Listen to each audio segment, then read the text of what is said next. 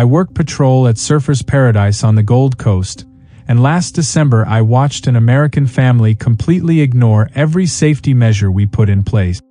The dad waded straight past the red and yellow flags into a churning rip current, dragging 2 kids behind him. When I blew the whistle and pointed him back, he yelled that he'd been swimming since he was 3 and knew what he was doing. "Rip currents are just waves, mate, I can handle waves." He said this while being pulled sideways at roughly the speed of a casual jog. We had to launch the rescue board. My cousin runs a beachside cafe in Byron Bay. She watched an American woman set up her entire beach day directly under a "No Swimming, Dangerous Currents" sign. Not near it, under it. The woman used it for shade. When my cousin mentioned the sign, the woman laughed and said the ocean looked perfectly calm. "Those signs are for people who can't swim well," she explained, gesturing at the glassy, dark water that every local knows means a massive rip. She'd chosen the most dangerous 50 meters of beach because it looked peaceful. I rent boards at Noosa Main Beach. An American couple asked why everyone was swimming in such a tiny area between the flags when the entire beach was empty. "It's like everyone's scared of space," the husband said. He was convinced Australians were just paranoid. I explained that the empty sections had rip current. He asked if rips were like jellyfish, something you could see and avoid. When I said no, he patted my shoulder and said he'd take his chances where there was room to spread out. He walked exactly 40 meters before getting swept into a channel. Lifeguards had him out in 90 seconds, coughing seawater. I'm a surf lifesaver at Manly Beach in Sydney. Last summer, an American tourist argued with me about the flag placement. He claimed the flags were in the wrong spot because the water between them had small wave. "You should put them where it's calmer," he said, pointing to a dark channel with 0 waves. That channel was a textbook rip current. I explained that calm water at a surf beach usually indicates a rip, not safety. He crossed his arms and said that in California, calm water means safe water, and physics doesn't change between countries. Water is water. He started walking toward the rip to prove his point. I had to physically step in front of him while explaining that rip currents kill more people than sharks, snakes, and spiders combined in Australia. He seemed genuinely shocked that calm-looking water could be the most dangerous part of the beach. My brother manages the surf school at Bells Beach in Victoria. An American woman in her 50s signed up for lessons but refused to wear the provided rash guard and wetsuit. She showed up in a regular bikini, saying she'd been to Malibu dozens of times and never needed all that gear. When my brother explained that the water was 16 degrees Celsius, she said that sounded warm. He had to convert it to Fahrenheit before she believed him. 60 degrees? That's freezing. She still insisted she'd be fine for a quick surf. She lasted 8 minutes before hypothermia symptoms started. She spent the rest of the lesson wrapped in towels, teeth chattering, telling my brother that Australian water must be colder than normal ocean water because of the southern hemisphere. I work the visitor information booth at Bondi Beach. An American man demanded to know why we didn't have lifeguards stationed every 100 meters like proper beaches in America do. I explained that Australia has volunteer surf lifesavers who patrol designated areas marked by flags. Volunteers. He repeated it 3 times, as if I'd said we used trained dolphins. So nobody's actually watching the whole beach? He couldn't comprehend that the system works precisely because everyone swims in the patrolled area. He insisted that in America, they'd hire professionals for the entire beach. When I mentioned that Australia's surf life-saving organization has been operating since 1907, he said that proved it was outdated. "You guys need to modernize." He then asked if he could pay extra for a private lifeguard to watch just his family in an unpatrolled section. He was dead serious. I'm a marine biologist conducting research at Ningaloo Reef in Western Australia. An American couple approached during stinger season, furious that they had to wear full-body stinger suits to swim. "We paid for a beach vacation, not to dress like astronauts," the wife said. The husband insisted that stinger nets should be everywhere, like in America. When I explained that Australia's northern beaches have jellyfish that can kill you, he said, "Then get rid of them." He wasn't joking. He wanted to know why Australia hadn't solved the jellyfish problem with pesticides or nets. I explained that box jellyfish are virtually invisible and pesticides would destroy the entire reef ecosystem. He asked how much it would cost to install nets around the whole reef. "Just charge tourists more," he suggested, as if installing nets around a reef system bigger than Italy was equivalent to putting up a volleyball net. He left a negative review saying Australia's ocean was poorly maintained. I run a fish and chip shop near Cotslow Beach in Perth. An American family came in after swimming and complained that we didn't offer shower facilities. "Every beach restaurant in Florida has showers," the dad explained. I told them the public facilities were 50 meters away. He said that was too far and restaurants should provide showers for diners. "We're covered in salt water, how are we supposed to eat like this?" He genuinely believed that every beachside business should install private showers. When I explained that wasn't standard in Australia, he asked to speak to my manager. "I am the manager." He then insisted that it must be a health code violation to serve food to people covered in sand. He left while loudly telling his family that Australian beach culture was 10 years behind. My sister works at the Surf Life Saving Club Cafe at Cronulla Beach. An American woman asked why we didn't have wait staff constantly checking on tables like American restaurants. "I've been sitting here for 12 minutes and nobody's asked if everything's okay," she timed it on her phone. My sister explained that in Australia, you order at the counter and servers bring your food, then leave you alone unless you need something. The woman said that was terrible service.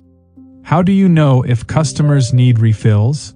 My sister pointed to the self-serve water station. The woman's jaw dropped. She insisted that having customers get their own water was insulting. In America, service means actually serving people.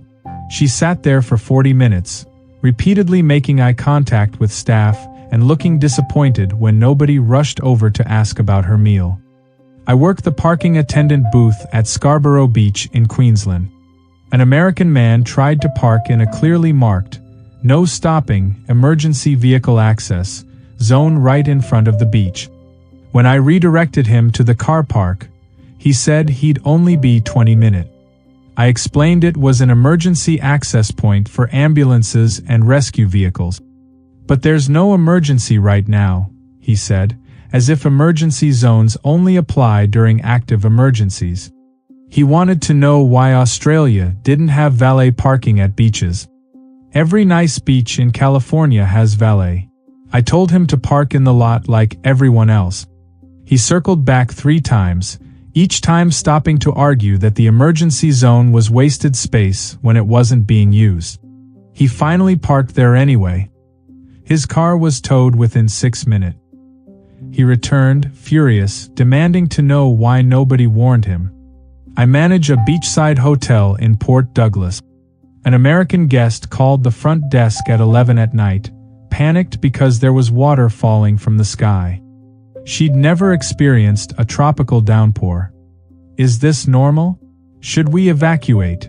I explained it was just rain and that tropical Queensland gets heavy rainfall, especially in summer. She said she'd checked the weather and it only mentioned a 20% chance of rain. 20% means it probably won't happen, she insisted. I explained that in the tropics, 20% can still mean a massive downpour. She wanted to know why Australian weather forecasts were inaccurate. In America, when they say 20%, it barely drizzles. She spent the next morning complaining to other guests that Australian meteorologists don't know how to read weather patterns properly. She checked out a day early because she didn't trust the forecasts anymore. I drive the shuttle bus from Cairns Airport to Palm Cove. An American couple asked how long until we reached the Great Barrier Reef. I said we were going to Palm Cove, not the reef. But we're in Cairns, the husband said, confused. He'd assumed Cairns was on the reef, like the reef was a neighborhood. When I explained you need to take a boat from the mainland, he was genuinely shocked. So it's not walkable? He'd pictured the reef as something attached to shore, like a pier with coral. His wife pulled up photos on her phone trying to prove that Google showed Cairns right next to the reef. I explained the reef is between 15 and 150 kilometers offshore. They went silent. After a minute, the husband asked how much a private boat would cost to buy, since renting boats for a week seemed expensive. He'd rather just purchase one and resell it. He was serious. I'm a beach patrol officer at Cable Beach in Broome. An American tourist walked straight into the water at dusk during stinger season, no protective suit, completely ignoring the warning signs and the purple flags we'd posted everywhere. When I whistled him back, he jogged over annoyed, dripping salt water onto the sand. The water's perfect right now, why are you stopping people? I pointed at the massive warning sign 15 meters away showing a box jellyfish with, "Deadly," written underneath. He squinted at it, then looked back at me. But I don't see any jellyfish. I explained that box jellies are transparent and nearly impossible to spot, which is exactly why nobody swims during stinger season. He laughed and said that if you can't see them, they probably aren't there. It's like Bigfoot, right? Just scary stories. I told him box jellyfish stings kill people almost every year in northern Australia. He paused, then asked if we had some kind of jellyfish repellent spray he could buy. Like mosquito spray but for jellyfish. When I said no such thing exists, he seemed personally offended that Australia hadn't invented it yet. He went back to his hotel and posted on social media that Australian beaches were unswimmable half the year because we refused to develop proper protection technology. My daughter works at the Tourist Info Center in Airlie Beach, gateway to the Whitsundays. An American couple came in planning to walk between islands at low tide. They'd seen photos of people on the white sand connecting some of the islands and assumed you could just walk the whole chain. How long does the walk take? The wife asked. My daughter explained that the Whitsunday Islands are separated by deep ocean channels and you need a boat. But the photos show people on the sand, the husband insisted, pulling up pictures of Whitehaven Beach. My daughter clarified that those are sandbars on individual islands, not pathways between islands. The couple stared at her like she was lying. So you're saying we can't walk between any of them? The husband had planned their entire trip around island hopping on foot. He wanted to know why tourist materials didn't make this clearer. My daughter pointed to every single brochure that mentioned island hopping boat tours. He said those looked optional, like for people who didn't want to walk. He genuinely believed the Whitsundays were like a beach with some scattered rocks you could walk between. When my daughter showed him a map with the ocean depths marked, he went quiet for a solid minute before asking if anyone rented jet skis for multi-day trip. I work as a lifeguard at Shelley Beach in New South Wales. An American man was snorkeling in the protected marine area and kept standing on the reef to adjust his mask. I swam out and explained that standing on coral kills it and it's also a protected zone with heavy fines. I'm barely touching it, he said, both feet planted directly on a coral formation. I explained that coral is a living organism and takes decades to grow. He looked down at the reef under his feet, then back at me. This? I thought coral was like rocks with colors. He'd assumed coral was a geological formation, not animals. When I explained that coral reefs are made of millions of tiny living creatures, he didn't believe me. That's not possible, it's solid. He tapped his foot on it like knocking on a door. I told him that every time he stands on it, he's killing potentially hundreds of polyps. He said that sounded made up. If they were alive, they'd move away. He refused to accept that coral animals are stationary. I had to threaten him with a $300 fine before he stopped standing on the reef, but I could tell he thought I was exaggerating about the whole living organism thing. He left still convinced coral was fancy rock. I worked the rental car agency in Hobart, Tasmania. An American man returned a car after one day, furious that his GPS took him on dirt roads.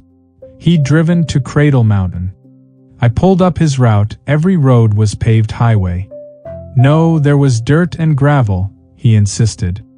I finally realized he meant the shoulders, the unpaved edges of the road. In his mind, a proper highway has paved shoulders. In America, even the sides are concrete, he said. He wanted a refund because driving on roads without paved shoulders felt dangerous. When I explained that most of Australia's highways outside cities have natural shoulders, he asked how that was legal. What if you need to pull over? I said you pull onto the dirt shoulder. His face went blank. He couldn't process that pulling onto gravel was normal. He demanded a different car that only drove on fully paved roads. I had to explain that wasn't how roads work here. I'm a tour guide on Fraser Island. An American family freaked out when I drove along the beach. You're driving on the sand, the mom kept repeating, gripping her seat. I explained that Fraser Island's beaches are designated highways. But where are the lanes? The dad asked.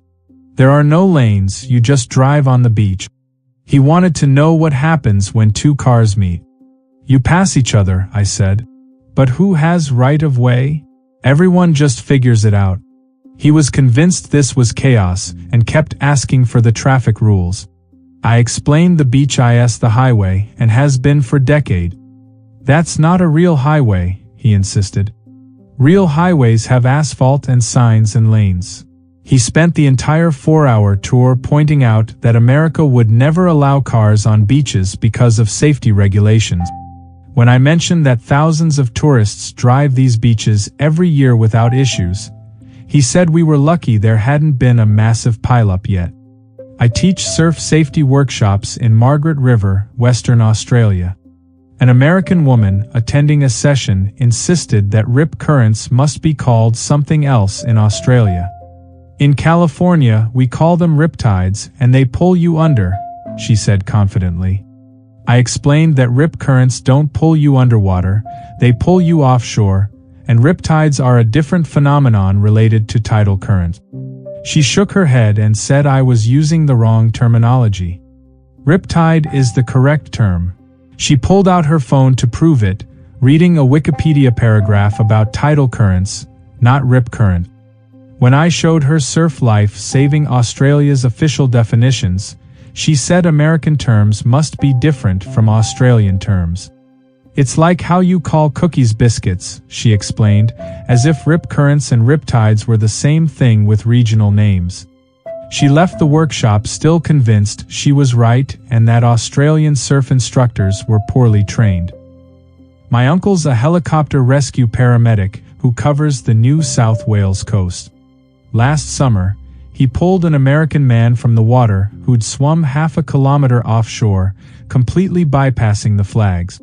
The man kept saying he was trying to get to where the waves weren't breaking because he wanted peaceful swimming. That's literally what rip currents do, they take you past the break. When my uncle explained this in the helicopter, the guy said, well, someone should put up signs. They did, he'd walked past 6 of them. I've been a lifeguard for 18 years across 3 different beaches. I've never seen another nationality ignore safety measures as consistently as Americans.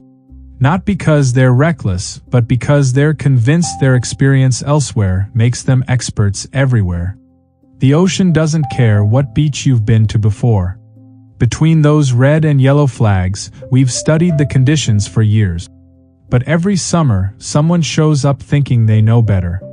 We'll keep pulling them out of rips, keep explaining why calm water is dangerous, keep watching them learn the hard way that Australian beaches play by different rules.